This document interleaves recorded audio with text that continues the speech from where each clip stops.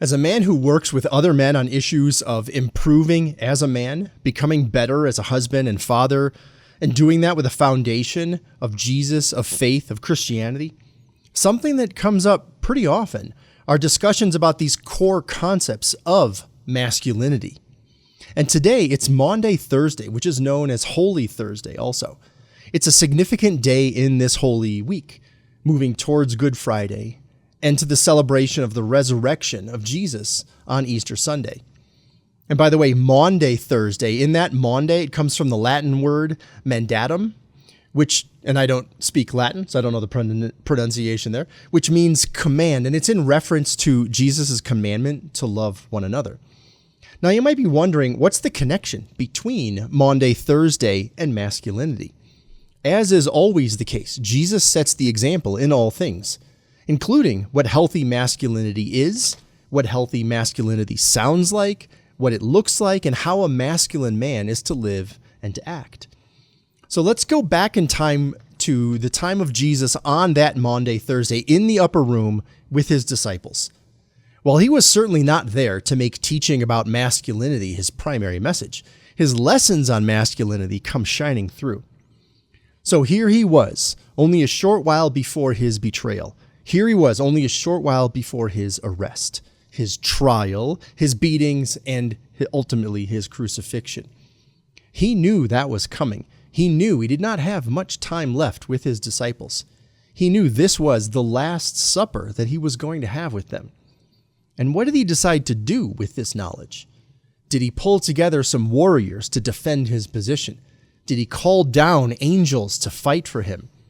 Did he tell everyone that he's the lion, the king, the legend, the warrior, the sovereign, or the fill in the blank of whatever the manly word that we want to use for attention is here? Did he do that to pump up his ego and intimidate other men? Did he give long, fancy speeches so everyone could see how justified he was? Did he seek applause and accolades for his wisdom and his teaching?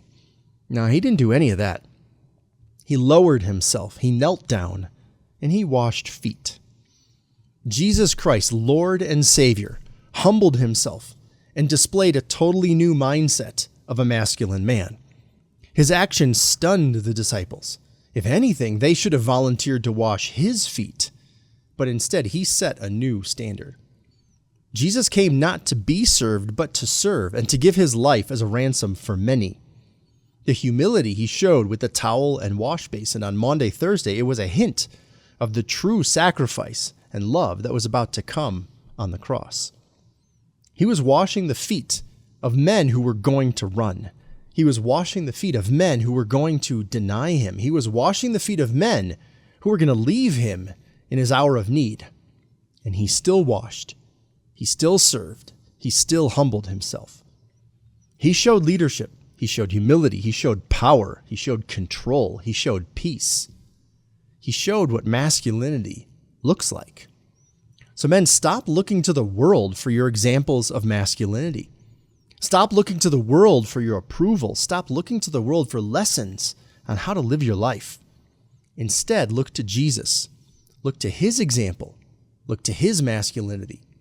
Grab the towel, grab the wash basin, and serve with love.